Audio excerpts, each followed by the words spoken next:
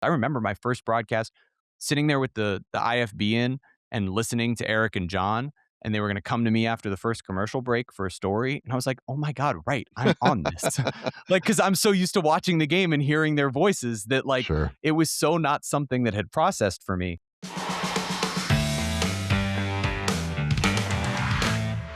Welcome to Sports Media Behind the Scenes with Dave Kobert. Hey, that's me.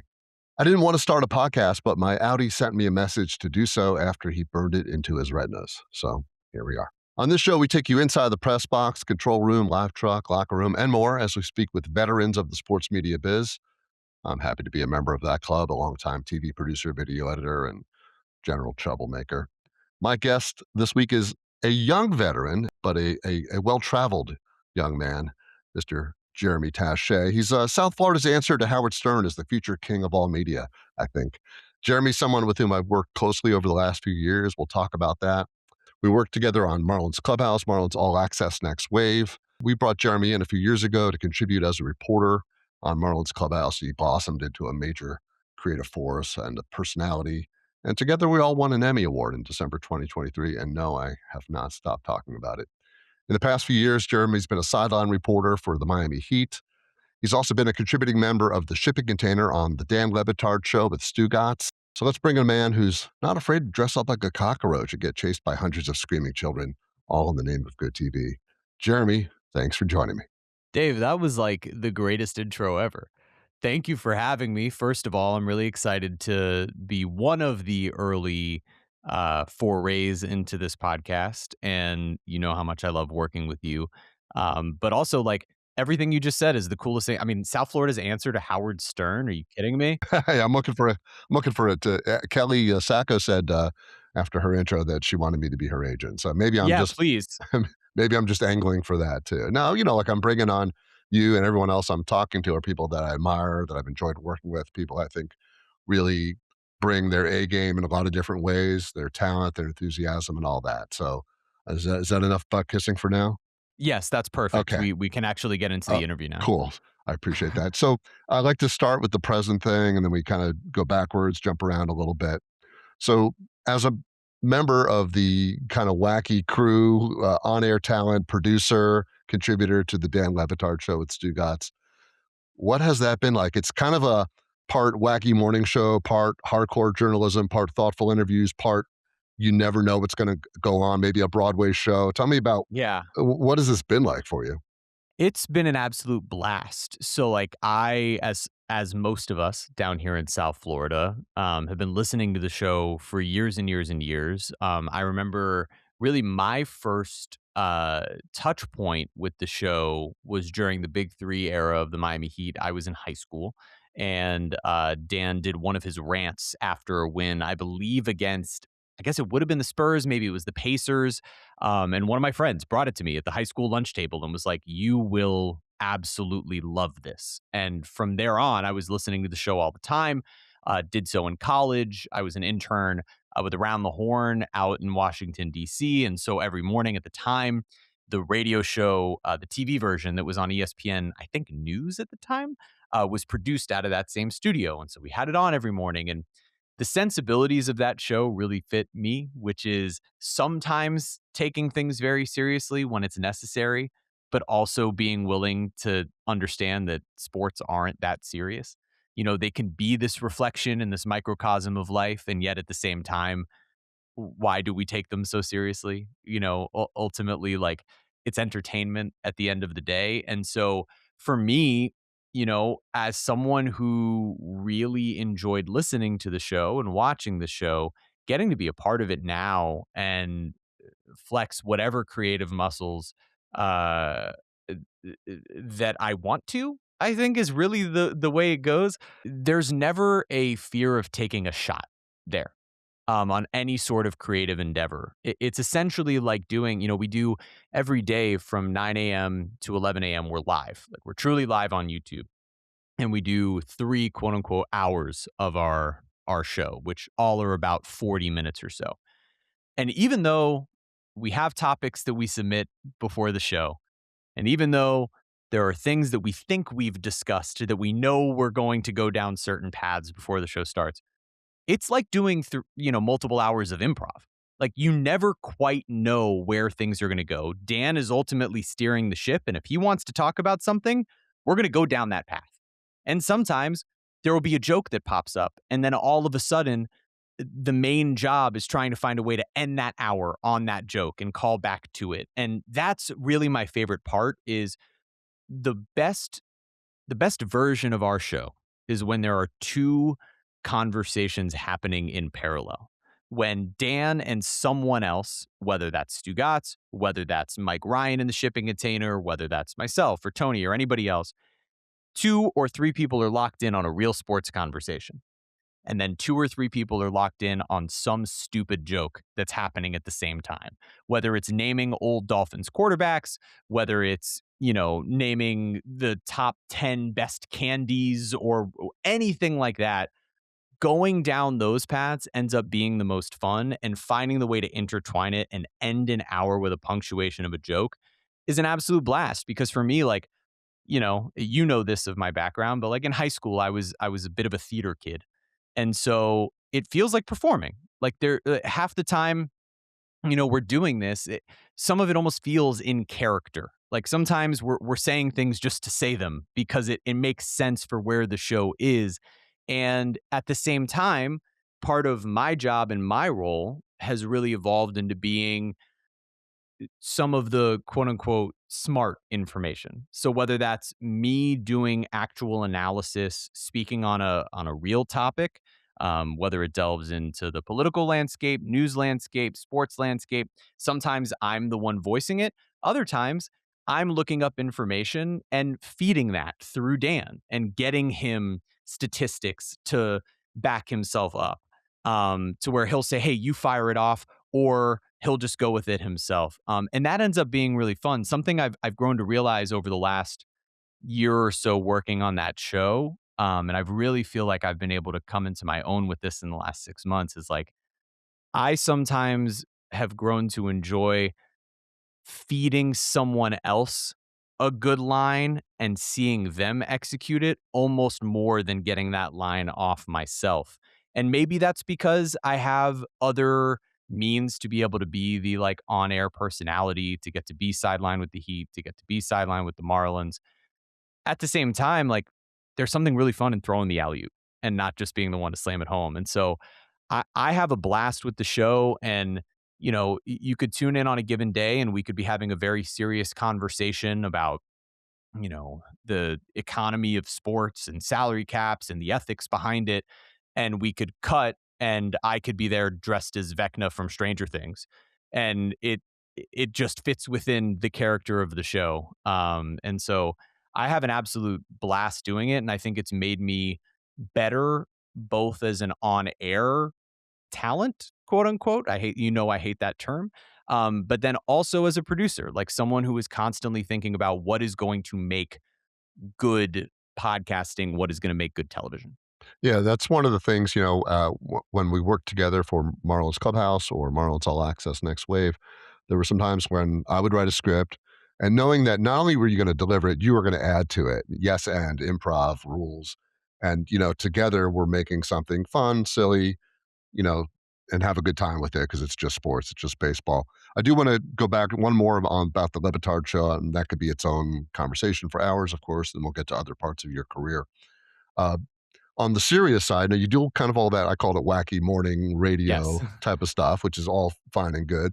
Dan obviously is a well-known, award-winning journalist, that's right. and when he wants to, when the time calls for it, he will get into matters of race, matters of violence, concussions, Mm. all kinds of serious subjects that, we don't have time to get into. But from the perspective of working with a journalist of that nature, what have you learned from that side of it, the serious side? I think it's about taking the prep seriously, making sure that you go in informed on subjects and knowing how you feel about them. Because it, there has to be a willingness to outsource information at times. Something I've grown to really appreciate about Dan is he could be an expert on anything. If he wanted to take an hour and read up and study on something, he could come across as the expert on it because he's a really good orator. He has a dense vocabulary, and he's an intelligent person. But something I've grown to really appreciate since working there is that he's also really intentional about guest booking. If there is a topic that he really wants to delve into, and either he knows an expert or admires an expert on the topic, he'll bring that person in to then interview them and ask the questions to get the answers that he believes not only he finds interesting, but that the audience needs to know. Yeah, if I could just jump in on that, one of the guests he had many times over the years is John Amici, who is an Yes. openly gay professional athlete, played in the NBA. And some of those conversations were very frank and things that I'd not heard elsewhere Yep. in the media business, talking about sexuality in sports, the Mhm. acceptance or not within the locker room, and all those things that John and Dan could speak better to that than I could. But I think that's a great example of Yep. something that was not getting enough maybe mainstream attention that Dan was willing to get into years ago.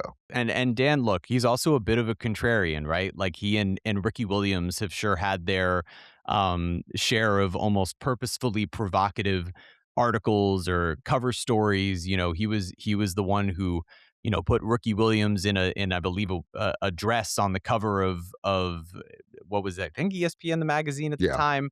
And sometimes he will do that just to be provocative for provocateur's sake. At the same time, there's always a thought process and a statement behind it. It's about building relationships. Like I think so much of what has made Dan the person he is now known to be in media is the relationships he established at my age and his, late 20s or early 30s as he covered athletes, as he showed them a level of respect for what it is that they did, but also the people that they were.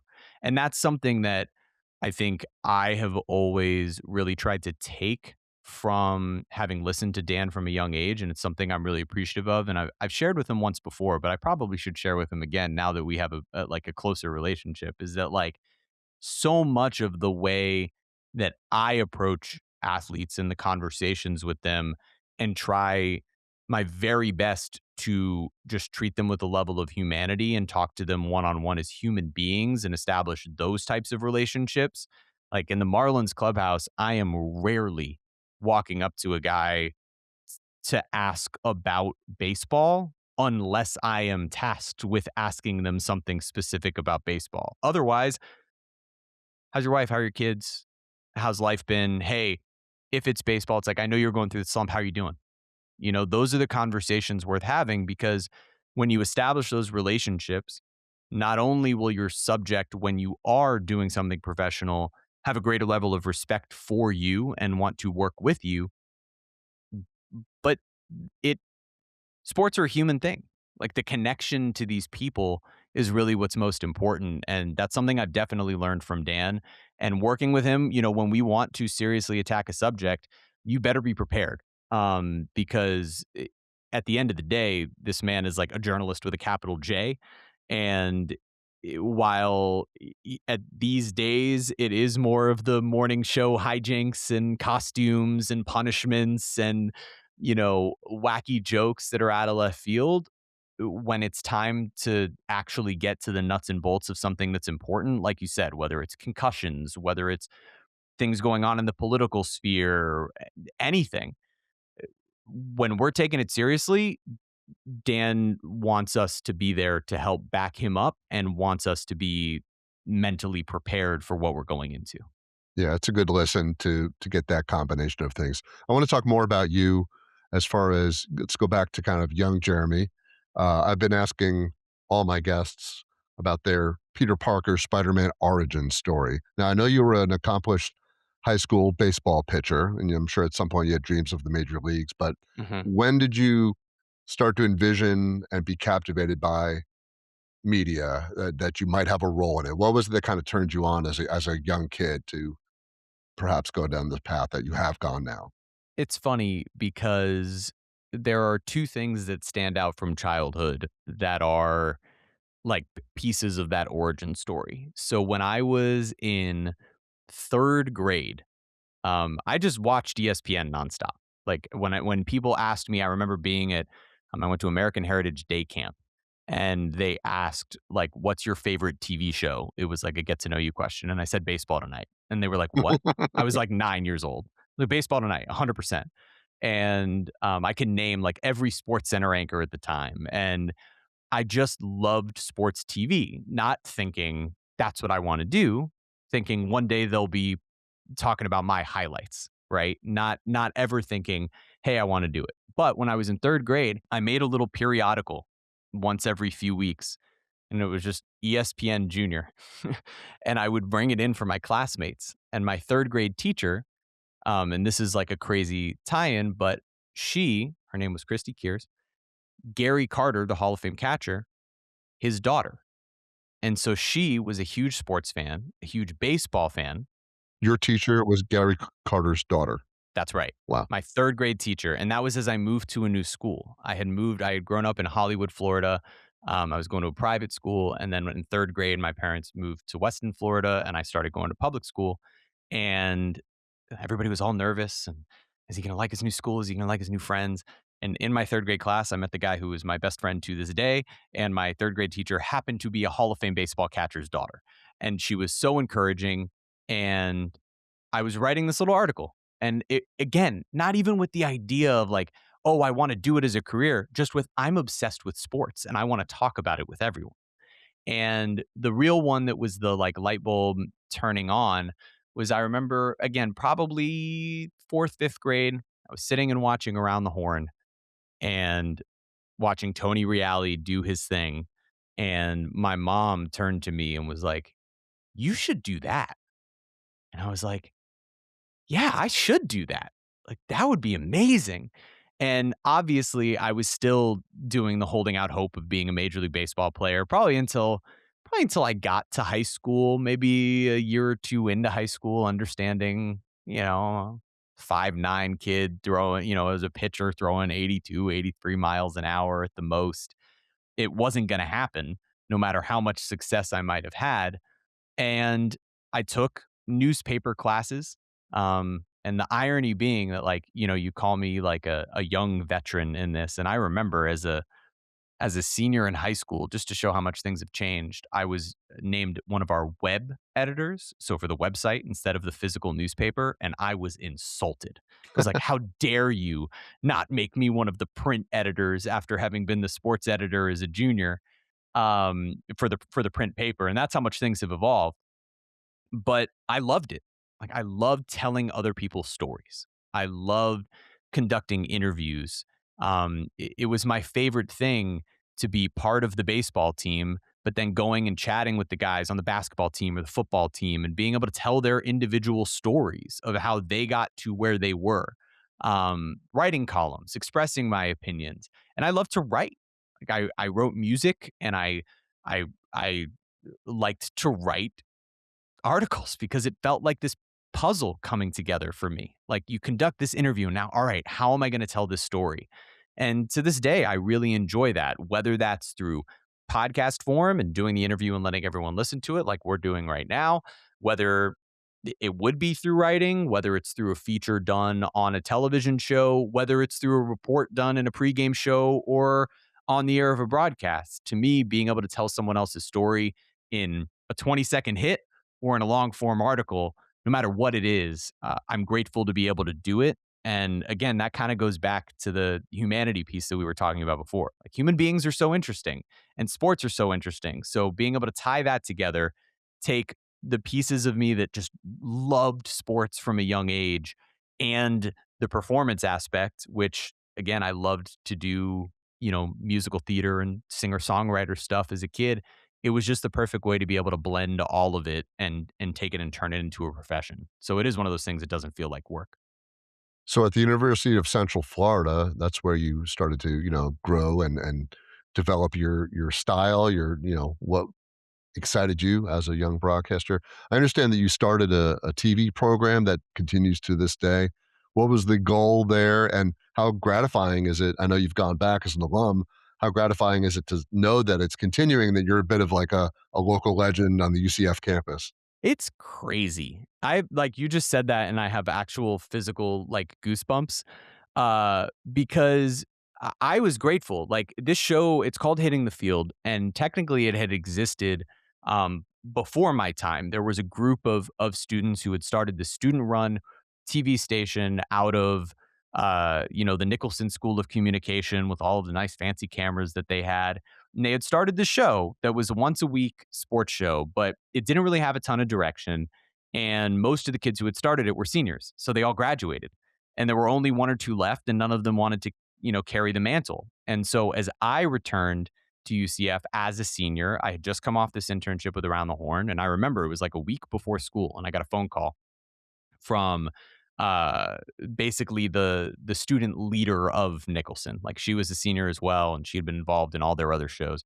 And she said, "Hey, do you have any interest in being like the executive producer of the show?" And I said, "Absolutely, but only if I can also be the host."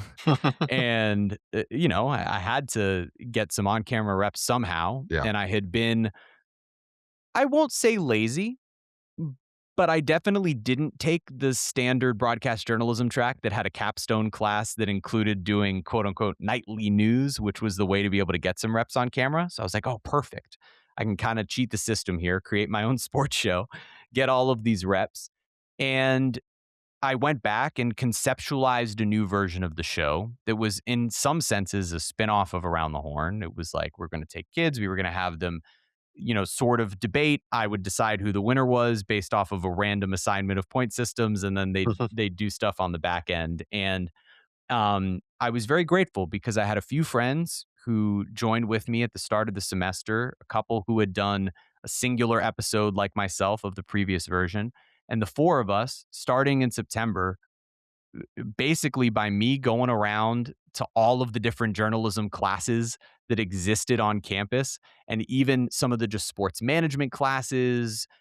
I was just knocking on doors going, "Hey, is anybody interested in joining this program?" And on Halloween of that same semester, we had our first episode with a staff of 35. Wow. And we were putting on a live 45-minute show every Monday, you starting with Halloween, and then we picked it back up the next semester. And where I was fortunate and where the school was fortunate is I was the only student who graduated that spring. So everybody else got to carry it forward. I named our new host, I named our new executive producer, and now a decade later, basically, which is insane to say, but nearly a decade later, it's blossomed into a whole network. They have a different show every single day. They have a show that's only hosted and the analysts are all women. They have another show that's still the flagship Hitting the Field. They have, I think, like a gambling one. They have one that's specifically dedicated to UCF sports. And now the Hitting the Field program even hosts pregame shows on ESPN Plus before UCF football games. It's like the wildest thing I could ever imagine. And to be able to leave that as any semblance of legacy at that school, like I didn't I didn't initially want to go to UCF. It was really and it's like a almost insulting thing to say now with how great the school is and what an amazing experience I had. It was my backup school. I had fully not intended to go there. And I went there with the hope that I could end up where I wanted to be ultimately because college is what you make of it. And to be able to like leave behind something that's helping all of these other kids get reps that now constantly have students out of that program who are getting really cool jobs and going on to do things in sports media, it could make me cry. It's really, really cool. And I'm very grateful that um, all of those talented kids took something that was just simply an idea and have turned it into something way bigger than I ever would have been able to just myself. Yeah, well, it's a great example of, you took a couple first steps and then it built from there and it just, got that momentum snowballing. If you can snowball in Central Yeah. Florida, I don't know, but that's, Right. Maybe this week. hopefully they've got you a plaque, your picture on the wall, notable alums, and they all, go pray to the Jeremy Taché shrine every I day. don't know about all that, but maybe one day I'll actually go back and physically visit on campus and step in and maybe Yeah, do an episode with them. yeah, that'd be awesome. So you and I had another common bond is that we were both spent years as a sports producer for WSVN, Channel 7, Fox in Miami. And I did that for 10 years and you did it for several. And, Hmm. one of the great things about that for me was you get to cover all the South Florida teams, plus golf and tennis and racing and, random stuff. And it gives you a real good cross section of sports and different Yep. types of athletes. So, what did you, and as well as working with the on air talent and and then the news uh, machine at Channel 7, Yeah. WSVN is large. So, what were your biggest takeaways from that whole vast experience? Probably, again, that could be hours. It's a little bit of honestly, I still have a little PTSD from working in news. No disrespect to that Yeah. phrase, but it was very intense. The Yes. deadlines are relentless. It's a machine that must be fed.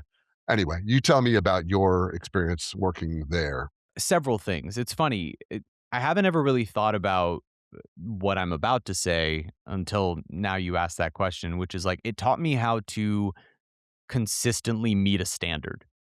Um, working under Steve Shapiro, he wanted you to meet a standard, whether it was helping to write scripts and put information in, whether it was the way that something was edited, whether it was making sure that a soundbite never went over 20 seconds, and if it was over 15 seconds, it better be the best soundbite you've ever heard in your life.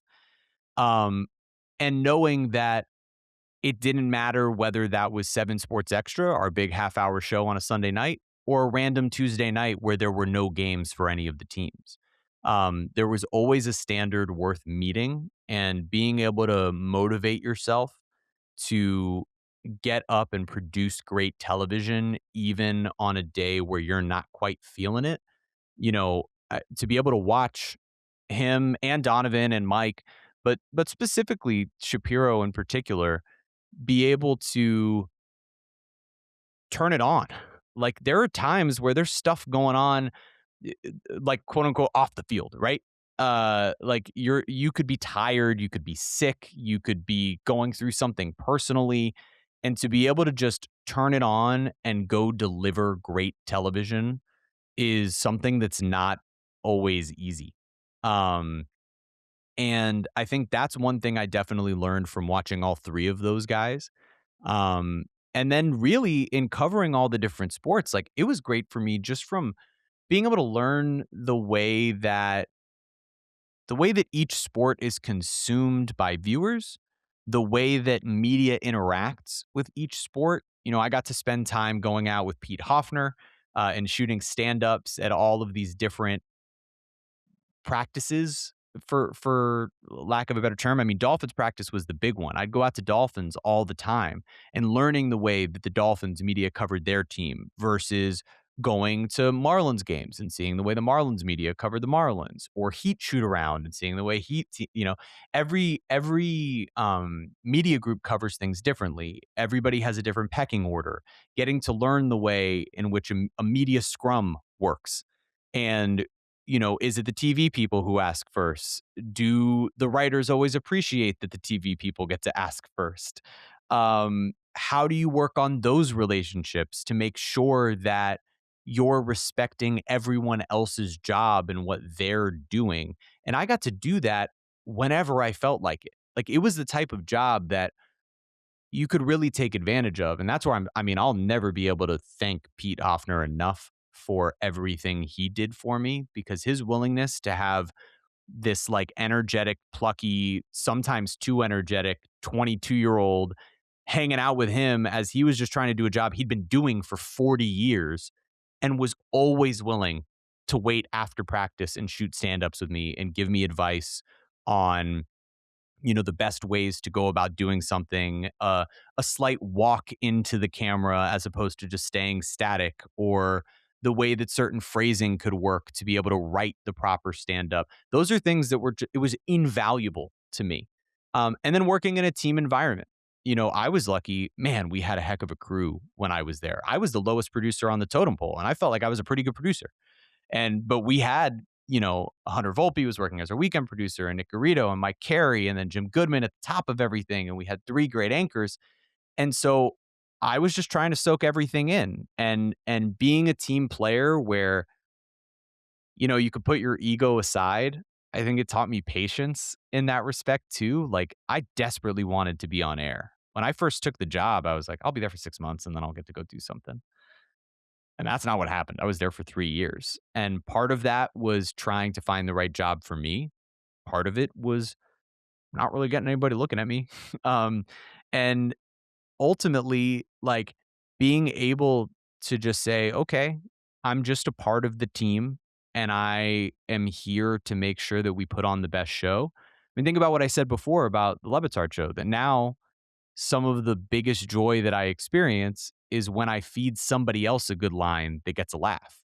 Well, that's in large part because of what I was able to do with with Channel 7, and doing the like music bumps that would go into our NFL highlights. Was like the highlight of my week. Every week was sitting down at 10:45 at night and figuring out what song I wanted to use and what cutaway replays I wanted to use to be able to put a fun package together. It it was a really unique experience. It was one that definitely allowed me to check my ego at the door. It allowed me to learn from a lot of different people with a lot of different approaches to how to do television. And as an editor, producer, writer, learning all of those skills, eh, absolutely 1000% have made me a better on air personality. Like, I absolutely encourage anyone who wants to be on air, learn everything you can about what goes on behind the scenes, because it will not only make you better, but it will make the relationships that you have with your producers better, because you'll understand what the job is. Like, I don't know what it is to shoot the same way, as again, like Pete or obviously Mike Plant, who we've worked with, who's like the greatest in the business. And how lucky are we to get to work with a guy as kind and talented as him?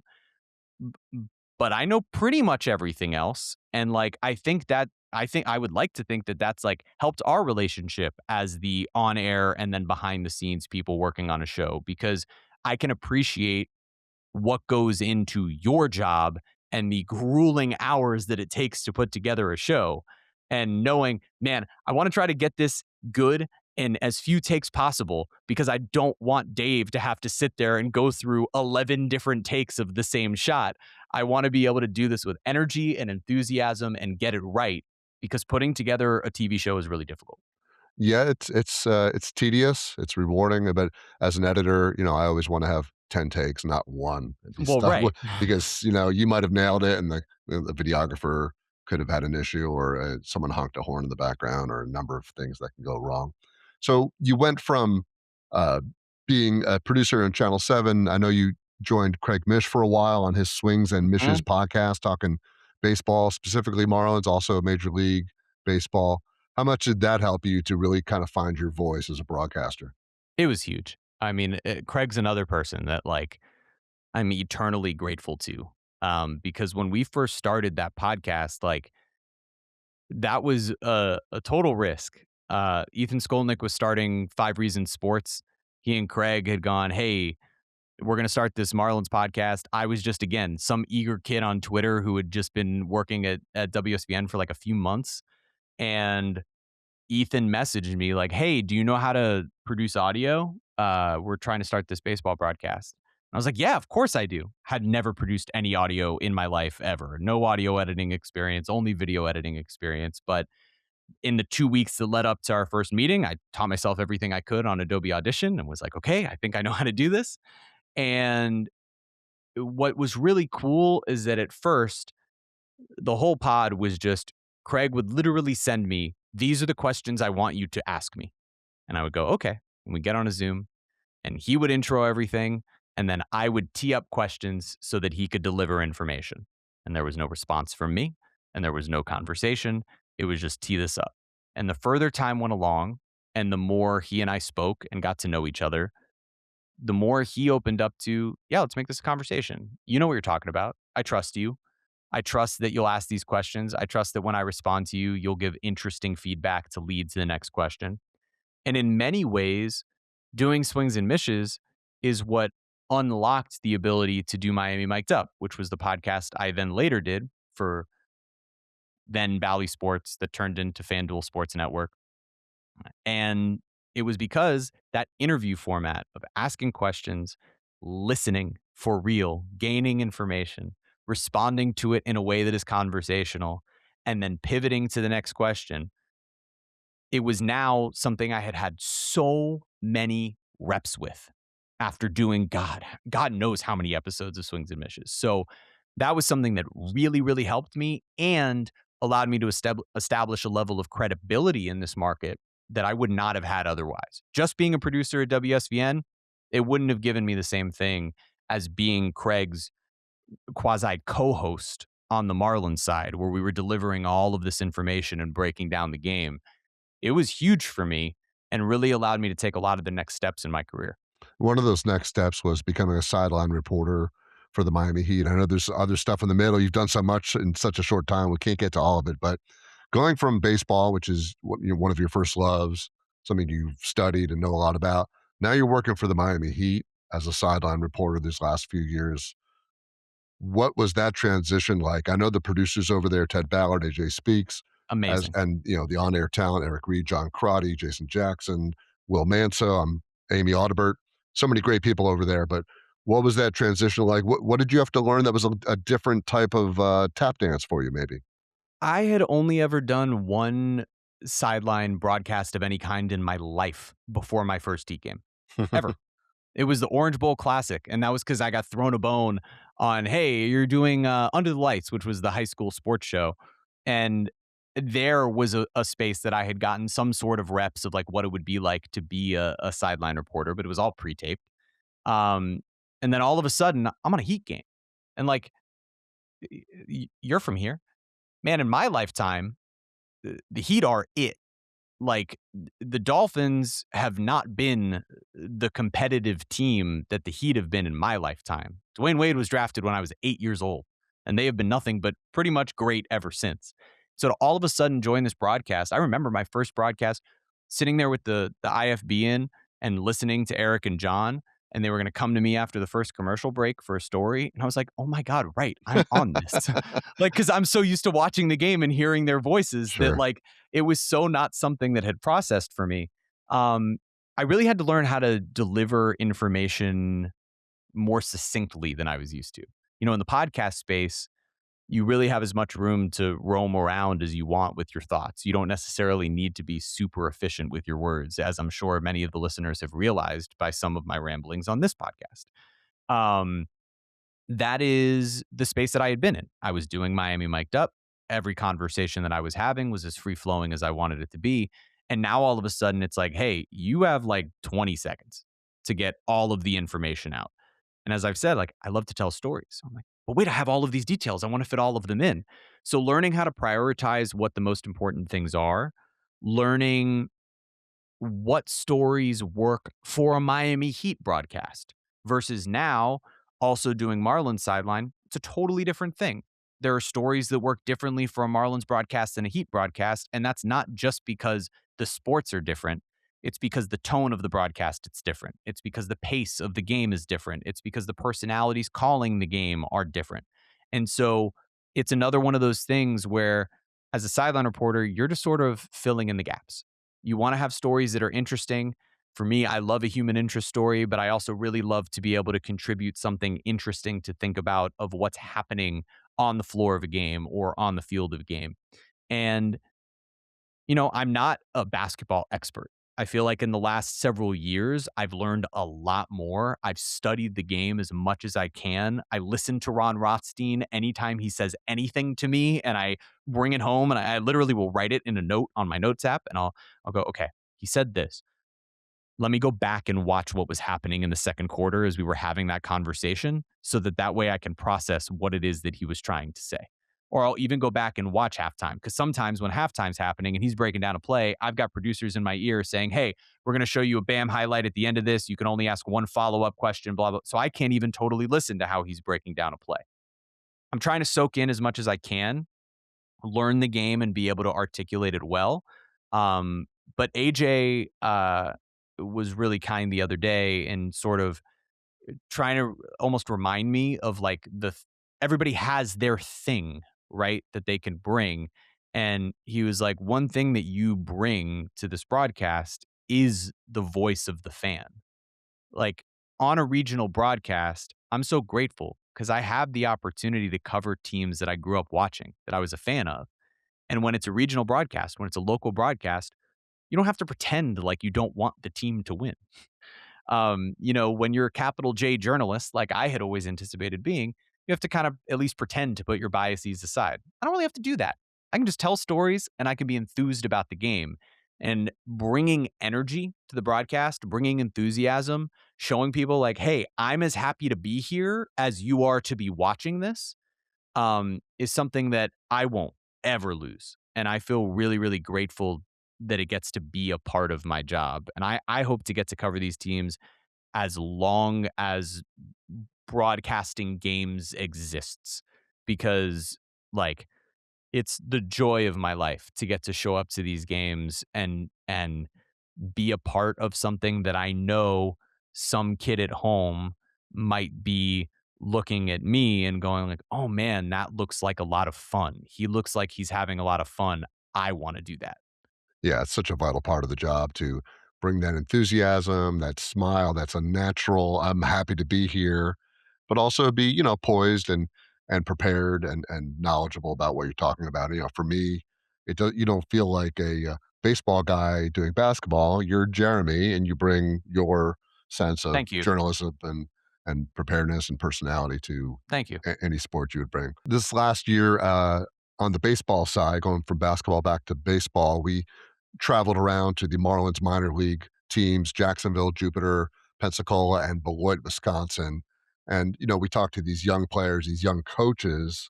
Yeah. We had a lot of fun. There were some challenges along the way. What did you most appreciate about that experience? I feel like a minor league player. Like the fact that I'm getting to do major league broadcasts, it doesn't feel right to me. Like the joy that exists amongst these guys that are just trying to make it was really so cool. And to go to these towns where the fans, like it's such a pure fandom. People aren't going for entertainment value in terms of like being at an event. They're going for entertainment value in terms of we love and care about this team and we can't wait to sit here and watch 9 innings baseball. And we're going to try to get to know these young guys and we're going to be excited when they get promoted to the next step. And there's something like so pure Americana Yeah. about minor league baseball that has some sense of nostalgia in it that's I just think so beautiful. I was really grateful for the time like me, you, and Mike got to spend together in these towns. Like that was some of the like not working was so much fun too. Like just going out to dinner, or going out to lunch, and just getting to spend time together as a group. I thought was something that was really special. Getting to have an experience that was on the road and ingratiating ourselves. We weren't just there for a night and then flying back out. Like ingratiating ourselves in these towns a little bit and getting to know them was super cool. And then just, interacting with people who are young and hungry. Like I am still very much that. I don't care what spot I've gotten to in my career. Even though I've crossed that 30 threshold, I consider myself young and hungry in this business. And I love to do what I do, and so getting to sit and chat with guys who, in some cases, are just in it for the love of the game. You're a minor league coach in Beloit, Wisconsin. If you're not from there, man, you're in a small town and you're just trying to work your way through. These guys just desperately want it and they love the sport so much. There's none of the like, nobody is jaded yet about any of it. Yeah. And as someone who hopes to never be jaded about anything that I do, like I really am just so grateful to do what I do.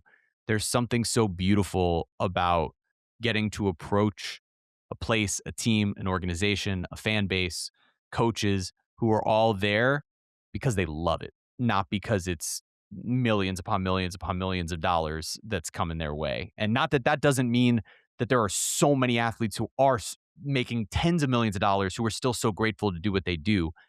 But there's something in the water in minor league baseball that I could spend my entire year just going around to different minor league parks, and I feel like would have a blast. Yeah, we had a great time. Beloit, Wisconsin. Shout out to you people. I love Beloit, That was man. That place is the I wanna go back. Like, that yeah, was the coolest. yeah, I loved it there. it was It was awesome. awesome.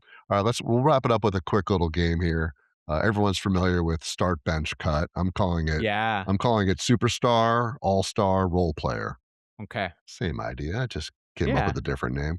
All right, so you're a big baseball guy. So here's the three different scenarios. Rank these. You get your own baseball card. You get to compete in the home run derby, or you get one day to be teammates and play a game at a fantasy baseball camp with a few of your baseball heroes. Oh my god. Okay. Baseball card, home run Alright. derby, fantasy camp game, Okay. And then it's superstar, all-star role player. all-star, role player. Alright, so role player is gonna be the home run derby, mostly because I'd embarrass myself in the home run derby. Like, I'm assuming you have a level of skill with which to compete, but I could I hit. understand that. I could hit, but not well enough, and I don't wanna embarrass myself on that stage. It's Fair. also easy because these are 3 of the coolest things ever, and I need something to be the role player. I think I'm going to make the superstar the fantasy camp with some of my favorite players. I love the game. I love the history of the game. I have favorite players from multiple different eras. And if you could tell me that you could put me on a field tomorrow and I could have Mark McGuire and Sammy Sosa along with Juan Pierre and Pudge Rodriguez Sure. and, you know, some of these other guys of the modern game, and we could all be out there and I could see once and for all, can I get one of these guys out with my curveball? Just one of them. Put me in prime pitching shape. Give me like a couple months to prepare and give me a chance just to see, maybe at this age, could I get one of them out? Being able to hang out with those guys and pick their brains, like I was just saying, like I love an interview, right? So getting to ask them a bunch of questions. But damn, having a baseball card would be so cool. Like an actual Topps baseball card would be the coolest thing in the world. You know, not to impose my opinions on you, but a baseball card's it's just a photo. Yeah, you can have Yeah. blow it up on your wall. The other stuff is a lifetime experience. You Yeah. could dine out on that forever. Yeah. I just don't want to get embarrassed. That's why I'm putting the baseball Yeah. card second. All right. I appreciate it. Jeremy, I'm going to let you go. It's been a blast. I hope we can do this You're the again best. another time. Would love to. We can dive deeper into any one, if not all of these things again. And tell people where they can find you on the socials. Follow me at Jeremy Taché, that's Tache, on the artist formerly known as Twitter, Instagram, and TikTok. Awesome. And I know you put out a lot of great content, especially during baseball season. Can't wait.